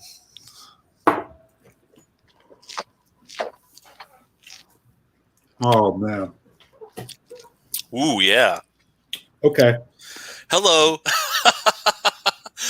Come to Sherry Papa. Oh fuck. Very like plum not raisin. Plum prune. Mm-hmm. There's like it's like a bitter dark fruit. There's kind of just like a earthy, savory dark fruit. Oh wow. This is very, very much on the dark fruit end of the spectrum. It's weird how the nose and the palate's so different on this one. Yeah. Wow. The vanilla's there, the caramel, the toffee, the slight saltiness, like salted peanut, roasted peanut. Yeah, no, that's wrong. Not peanut. It's more like almond. It's more base. Yeah, at first I was thinking, well, it's not a cashew, but it is more like an almond kind of a base. Wow. Really nice sweetness with this one, too. It's not port, but it's almost to like a... Yeah. Kind of reminds me of that ruby red kind of sweetness going on. I wonder... I mean, it's funny because it smells like an Oloroso, but it tastes like a PX. Isn't that weird? Or like a Malaga, kind of like in the middle. Yeah. And maybe it could be, since they didn't specify what it is, it could be. Maher is signing off. Take care, Maher. Have a good day. I know it's morning for you over there in Delhi, India. Great to see you. Wow. This is better than I remembered it being neat. I love the almost like a jam jelly preserves kind of thing going on with that. Wow. Combination of strawberry, raspberry preserves. When I start doing the head thing, I'm like feeling it. Yeah. The second taste was even better. The first taste, honestly, was a little like give or take. Now the second taste is better. You're totally right. It's like the mixed berry jam you get at the diner. Heavy. There's grape soda. Mm-hmm. Welch's grape soda, definitely. Yeah. Oh wow! And then right when you think it's over, you get this surge of like malted milk ball, vanilla, and like just again the light brown sugar that you were alluding to earlier. You get this nice, just like yeah. I finished going forever. Wow, that's good. Graham crackers and like that's still got a little spiciness going. Yeah, less spicy than the bourbon cocktail. Yeah, not near as spicy, but it's still got a subtle kind of a spicy, maybe like a nutmeg kind of a spice thing going. Just very subtle though. Wow, they're so different, but they're so enjoyable at the same time. Yeah. I'm gonna have to do just a little water on this one. Same here. I'm almost afraid to touch it because this one is so damn good and neat, man. I could drink this like, and this is like 50. What is it? 56.2. 56.2. Yeah. So I mean, isn't it weird how you can drink this like it's butter? Butter. You can drink it like butter. It's like butter, bro. I swear, man, this is like the most easy drinking cask strength whiskey I think I've ever had. That scares me, actually. This is the kind of like 2-bottle combo that could get you into some major trouble. It's not tannic at all. Yeah, the cool thing about this sherry, it has no sulfuric properties. It has Yeah. no tannins going on. It doesn't taste like a heavy like a. Oh man, yeah, It's dude, it's like it's like that bourbon. It's like you get this nice. You hit it earlier, and I'm still stuck on it. Telex is that light brown fucking brown sugar thing. You're right. It's not the dark brown sugar. It's the light brown sugar, and then it's like vanilla, and then a little bit of like molasses. Like just like if you put like a drop or two molasses in something, just to give it to that like darkness and earthiness. it's got a Dude. really nice treacle. Oh man, Yeah. that finish has like 2 or 3 stages. And that's how you know you've got a really classic good whiskey, is if you get like different waves on a finish. Oh man, there's nothing like it. And thankfully, I mean, usually you do have to go like some of these cast strength ones to get it, but once you find the right craft, oh man, it's hard to turn your ship away from somewhere like All Kilchoman right, or it's a little Springbank. loud outside. Philadelphia is happening. Say again? I said it's a little loud outside. Philadelphia is happening. Uh-oh. You know, there's a fire or whatever. It's best not to know. This has got that. There's something special about places like Kilchoman and Springbank, and I think the craft is what sets these people apart so much than others. Yep.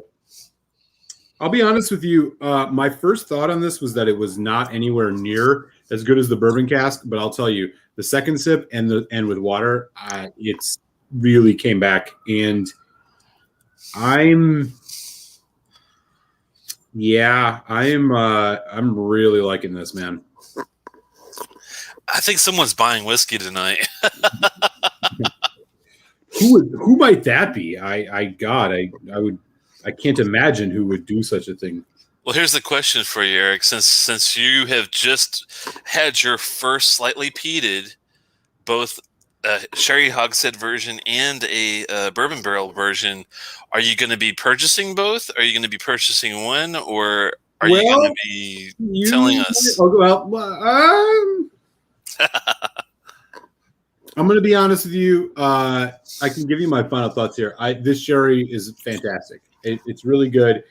I do think the bourbon was a little bit better, which is not something I would normally say, because I think the sherry just adds a dimension that bourbon can't do. But for some reason, I gravitate a little bit more towards that bourbon cask one. That said, this is no slouch. This is $140-ish. I'm. You get it for $120 right now. I am. Yeah. I'll be honest with you. This is fantastic. They did not disappoint. I mean, I'm a 4 out of 5. Hang on. 120. Hard to pass up a bottle like this for 120. I'm a 4 out of 5 on this one. So I think the bourbon cask is slightly better, but this is still worth buying. 4 out of 5 for me on this one. All right. Well, I'm a little different, but not by much with malt on this one. I love both of these, and excuse me,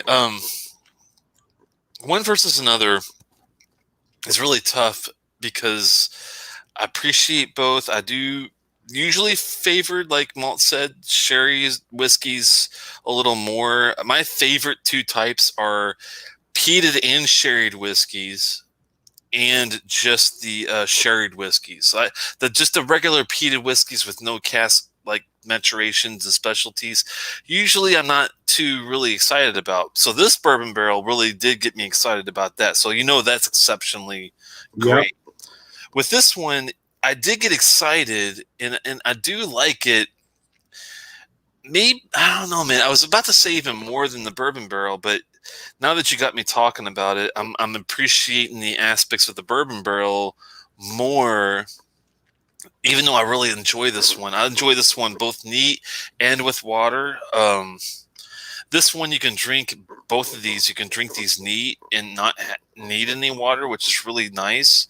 It's surprising for a 53 to 56, 56.2%. And a 50 a 56.5, so 56.5. Basically, we'll say.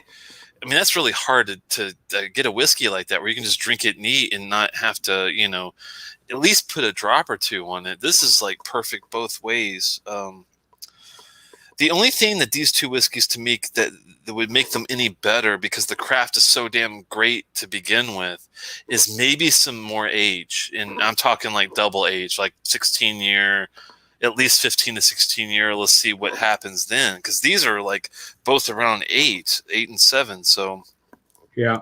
I mean, could you imagine what these are going to be like here in another 8 years? Dude, can you fathom how good? Or, I mean, it might not be as good. Hopefully, it doesn't take away from the power and spunk of the whiskey, but hopefully, age would even make them even more enticing. So, with all that said, though, I'm thinking that at first I was going to say, since this was a 4.25 for me, I was going to go 4 or 5 on this, but I do think it's damn good. I'm going to stay the same because I do think that I appreciated a lot more things out of that bourbon barrel, maybe. But I do love let me have a more taste before I give the final.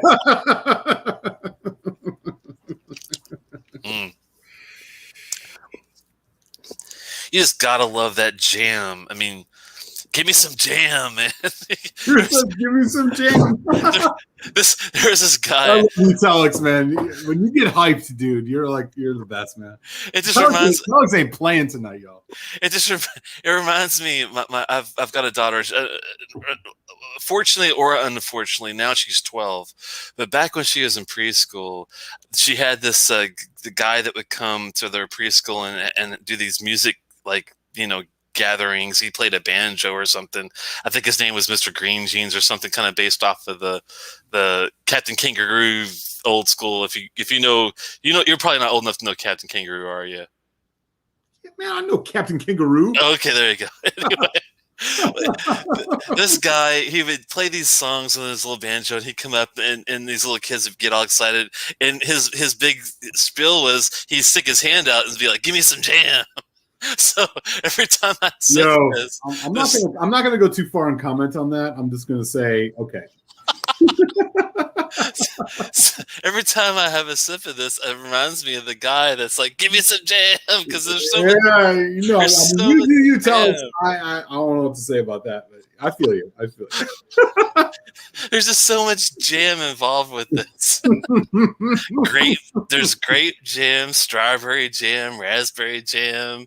God, I can go on and on and on. This is real. All right, 4.5. What the hell? 4.5. 4 or 5 in it. This is solid, man. It's hard. I mean, yeah. I mean, 4.75 or maybe even 5 if it was 16, 18 years of age. But that's the only thing that can make this any better, I think. Well, I don't know. The freshness of the peat, I don't know. Maybe you're probably right, but all right. So just to summarize, the first whiskey we did tonight, Kilchoman USA Small Batch Exclusive Batch 3, was 4.0s across the board from Telex and Malt.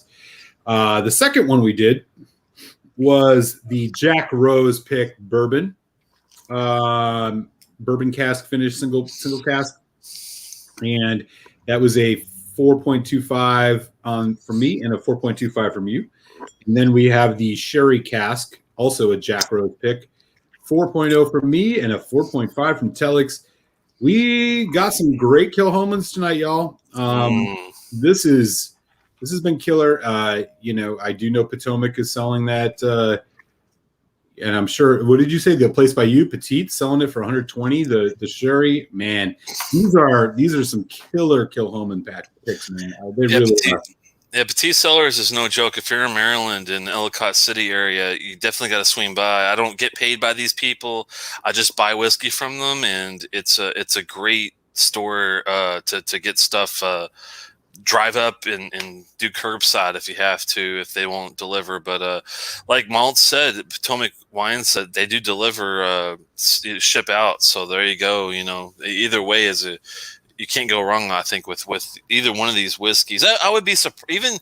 Even Dustin as picky as Dustin is. I don't know if he could really butcher these. I don't. Dustin, do you get a lot of old bad? I gotta go take a quick, man. I'll be right back. All right, man. Sorry.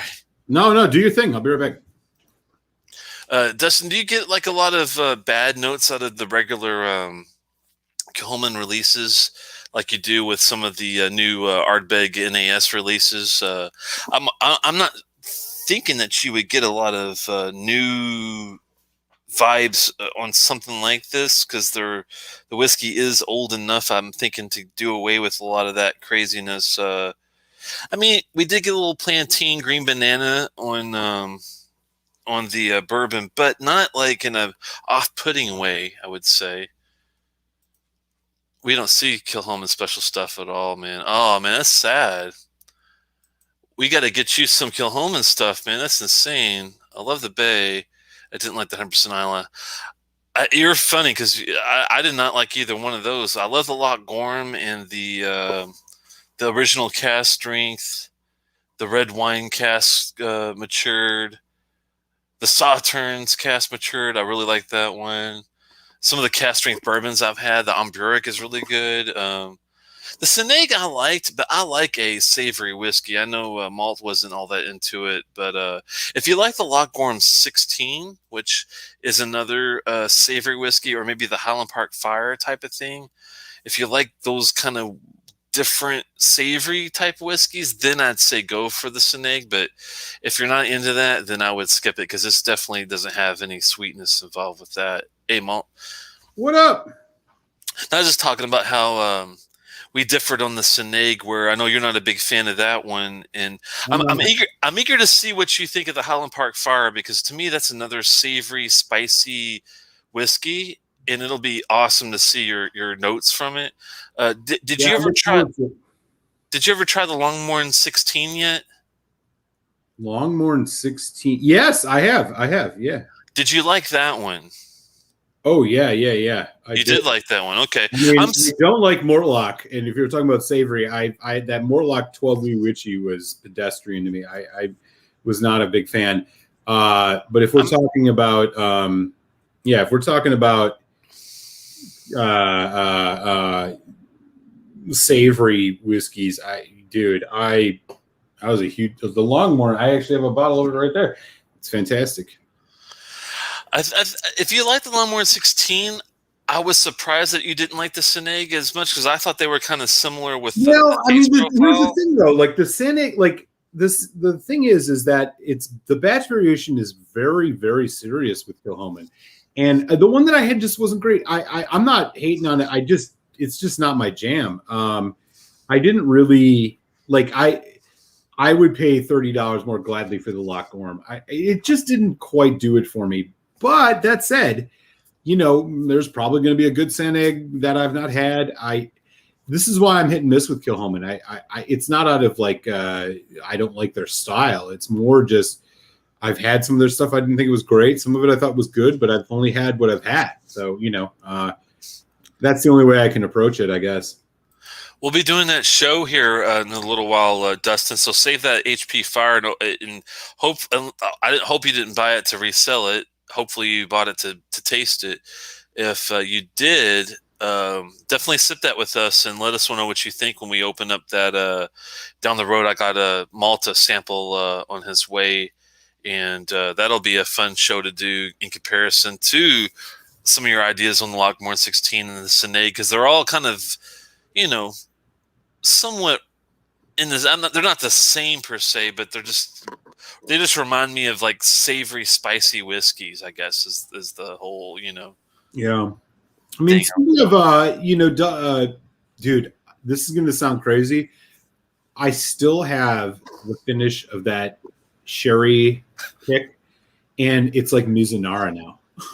Like, as weird as it sounds, I'm getting like a sandalwood, dry spice, all that shit. Like, it's stupid, man. Oh, it's good. I wanted to take a moment, we're at 10:45. I wanted to just take a moment and give folks a little preview of what they can expect next on the Telex and Malt Show. And by the way, if you guys enjoyed this, take a second. If you haven't subscribed to Telex, give us a thumbs up on this video. We appreciate it. We're now officially over 1 year, I believe, Telex, which has been awesome. And we appreciate hanging out with y'all. And, like I always say, we learn more about whiskey from y'all than we probably would if it was just he and I talking. So we appreciate it. Give us a thumbs up. If you haven't subscribed to Telex, the Whiskey Tech, hit that man up with a subscription.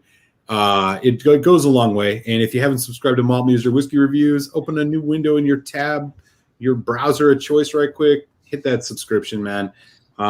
We appreciate it. And here's a little preview of what you can expect over the next couple of weeks from Telex and I. So next week, we're doing heavily peated whiskeys that ain't from Islay.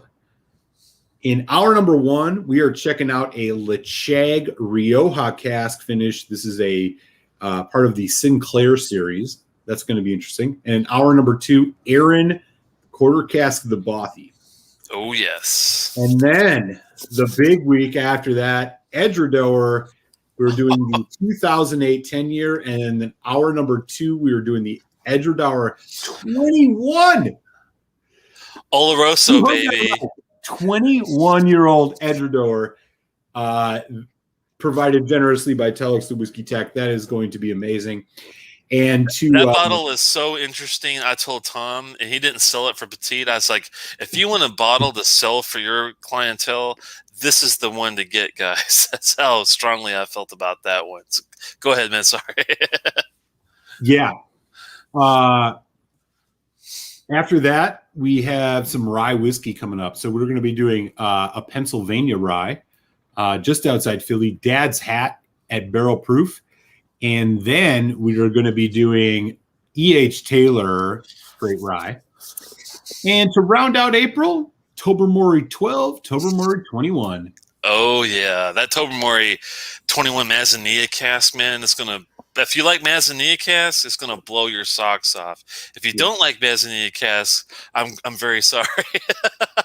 Yeah, no, we're really looking forward to that. And again, we do this just honestly out of appreciation. We try to do a accessible whiskey in hour 1, and then in hour 2, something a little bit more rare and exotic. So we're trying to taste stuff that everybody can appreciate. And if you like what we're doing, again, hit subscribe, give Telex a sub, give Malt Muser a sub.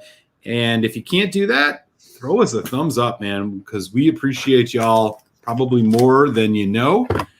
You keep us doing this. And man, Telex, can you believe it? It's been almost a year since the COVID hit, and we've been just, Telex and I have known each other much longer than we've been doing whiskey videos. We were chatting on distiller.com, blogging, and we were both in DC, and here we are doing whiskey chats. And it's been, a year. Can you believe it? It's been crazy, but it's been a good year. Are you still moving down the train? Are you going to be staying in Philly for a while? Have you made that? I'm not sure yet, man. It's TBD. I'm not sure. I'm not sure what the future holds. I'm going to be here at least for another couple months, so that's good.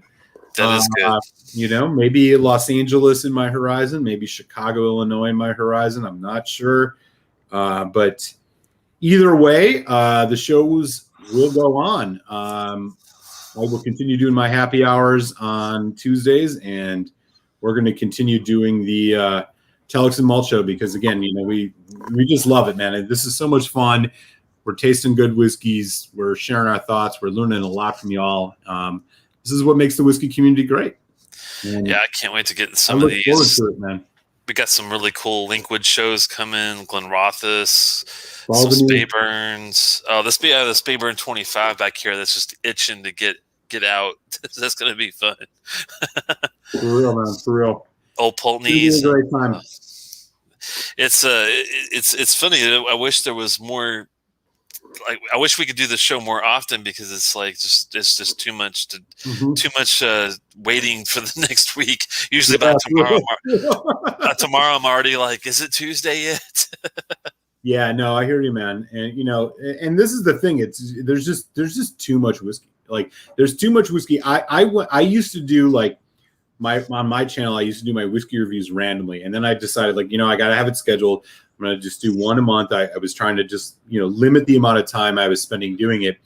But it's like, dude, in February, my schedule of the whiskeys I was going to review for this year was already full.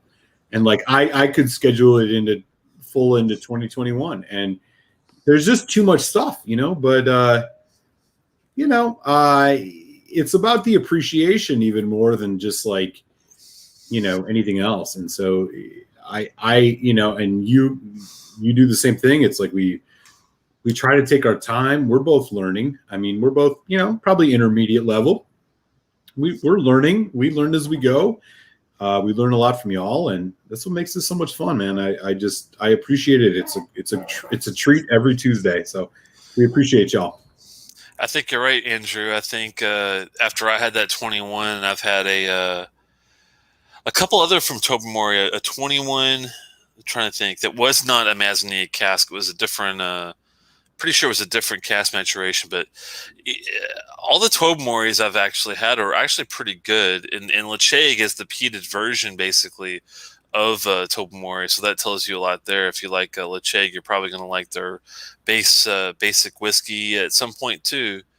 And thankfully, since they're not very well known, you can get some of their older expressions at very reasonable prices. Thank goodness. Yeah. Kind of reminds me of Anok in a way. Yeah. For real, man. For real. It's funny how that works. All right, Telex. Yeah.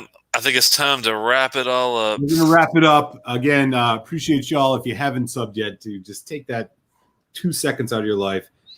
Give Telex the Whiskey Tech a subscription. Feel free to hit up Malt Muser with a subscription if you haven't. And if you give us a thumbs up, man. We appreciate y'all. And we're going to see you guys next week where we are diving into Lecheg and Aaron. So we're going to be doing some non-Isla peated whiskeys. Should be rad. I'm looking forward to it, Telex. Until then, you be well, sir. And do yourself some justice and go get it some Kilchomans. It doesn't matter what it is, really. Yeah. I mean, for sure. If anybody sees a cool point, that's COULL point, POINT, or a Saligo Bay, SALIGO, I believe, Bay, let me know, because I'm looking for those to add to my Kilchoman collection. Yeah, for real. Much appreciated, because I'm a huge proponent of their stuff, as you can see. And if you ever do see the second release of the original cast strength, do yourself a favor and get it. It's still my favorite Kilchoman ever released. It's that good. Green box back there. 2016. Do not get the 2014 version. 2016 is where it's at. It was that different. The first release was like a 3 out of 5, and the second release is a 5 out of 5. That's how different it was. So yeah. There you go, guys. I feel you, man. Everybody stay safe, be well. We've endured a long year, so let's keep going. We'll see you next week. Peace.